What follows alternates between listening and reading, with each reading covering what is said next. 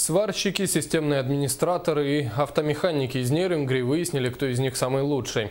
В Южно-Якутском технологическом колледже организована предварительная стадия международного конкурса профмастерства WorldSkills. Борьба за возможность поехать на следующий этап развернулась сразу на 3 площадках. Тему продолжит Виктория Харитонова. Идея организации подобного мероприятия возникла после того, как некоторые студенты смогли не безрезультатно поучаствовать в конкурсных этапах, проходивших в других городах. С 2016 года организаторы планируют отборочный конкурс профессионального мастерства проводить ежегодно. Основная цель этого чемпионата – это привлечение, конечно же, к рабочим профессиям, формирование его положительного имиджа.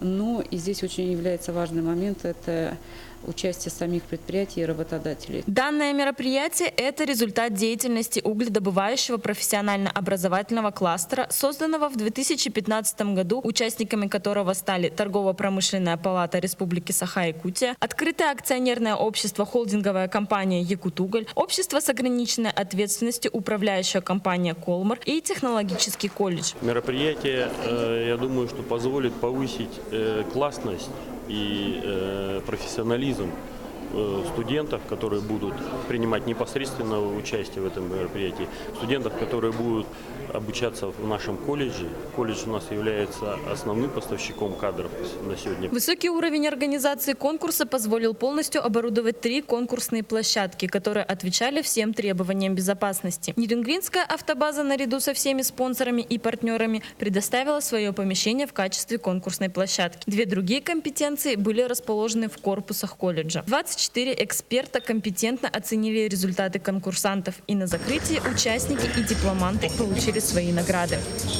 Готовился, да. Я и сталкивался с ними не раз, с такими заданиями, с такими проблемами.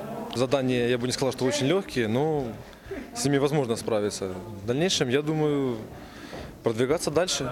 Подобные конкурсы являются сильным мотивирующим фактором молодежи к конкуренции в своей профессиональной деятельности. Одним из стабильных показателей экономического состояния республики является наличие квалифицированных специалистов на местах, способных демонстрировать высокую производительность труда.